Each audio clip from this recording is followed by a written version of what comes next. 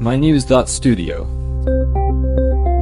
A blue frontier is turning into a legal battleground. How will countries actually govern the unregulated half of Earth's ocean? Today is February 14th, 2026. Just a few weeks back, something significant happened. On January 17th, the High Seas Treaty officially became international law. For the first time, countries have a shared legal framework to protect biodiversity in international waters. That covers almost half the planet's surface and 95% of ocean volume. It's the largest habitat on Earth, and until now, it was mostly a legal void. Exactly. For decades, waters outside national borders were a kind of no man's land. Coastal countries could manage their own areas, but on the high seas, things like overfishing and pollution happened with little oversight. The challenge was always, how do you make real enforceable rules for a place that isn't under any one country's control? And it took nearly 20 years of talks to get here. Governments finally settled on the BBNJ agreement, the Biodiversity Beyond National Jurisdiction Agreement, in June 2023. But the treaty only became active after 60 countries ratified it. That happened in September 2025, which triggered a 120-day waiting period. Right, and that brings us to January 17, 2026, when the treaty became binding, at least for the countries that ratified it. But this isn't just a symbolic step. Countries now have to run environmental impact assessments for any activity on the high seas that might damage ecosystems. They also have to tell other nations about these activities and stick to the treaty's conservation goals. So let's break down what the treaty actually does. There are 4 main pillars. The first, countries can now create marine protected areas in international waters. Before, there just wasn't a way to set aside conservation zones outside of national boundaries. The second part covers marine genetic resources. If someone discovers a new medicine or enzyme from an ocean organism, those benefits are to be shared fairly, not just claimed by whoever has the most advanced labs. Third, there's a requirement for environmental impact assessments.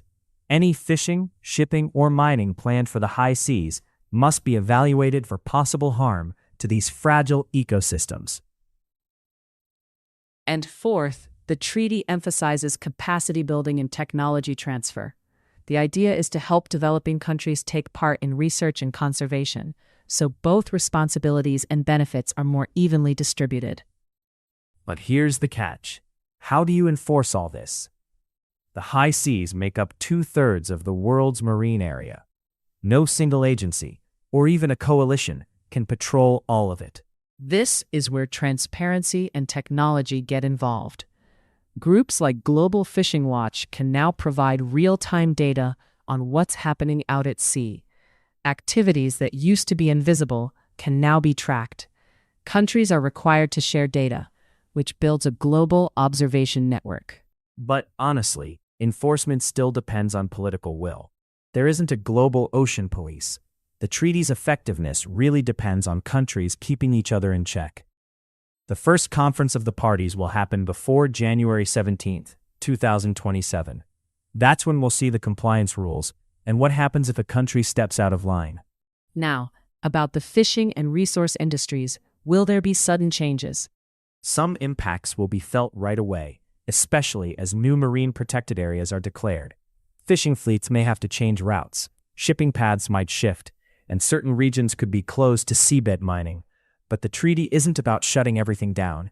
It's about managing areas differently. The aim is to protect 30% of the ocean by 2030, leaving most of it open to sustainable use.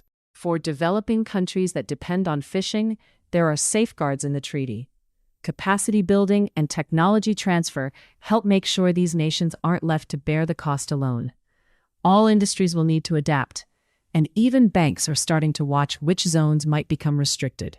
It's also worth noting that overfishing and pollution eventually harm those same industries. The treaty tries to strike a balance, protect biodiversity, but also allow for economic activity that can last. So, what happens next? The Preparatory Commission has already met twice. They'll meet again in March and April 2026 to iron out details, like how to actually set up marine protected areas, how environmental assessments will be run, and how the benefits from genetic resources will be shared. The real deadline is before January 17, 2027. That's when the first conference of the parties should finalize these frameworks and begin implementation. Countries are already mapping out priority sites and drafting proposals. Why does this matter right now? Because the high seas influence everyone. They help regulate climate, support fisheries, and hold huge biodiversity. But they're under pressure from climate change, plastic waste, and even underwater noise. Still, not all major economies have ratified the treaty yet.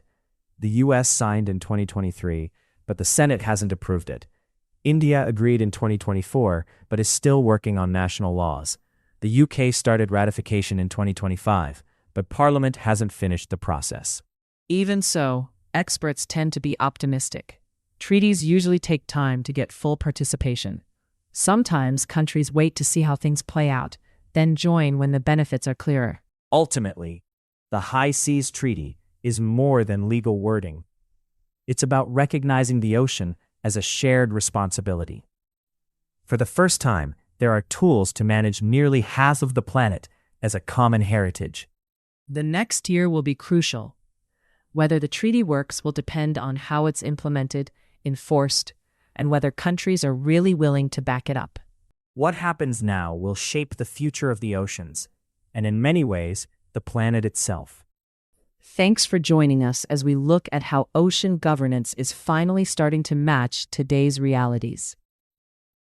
Thank you for listening. This episode was powered by mynews.studio. You can try it now for free.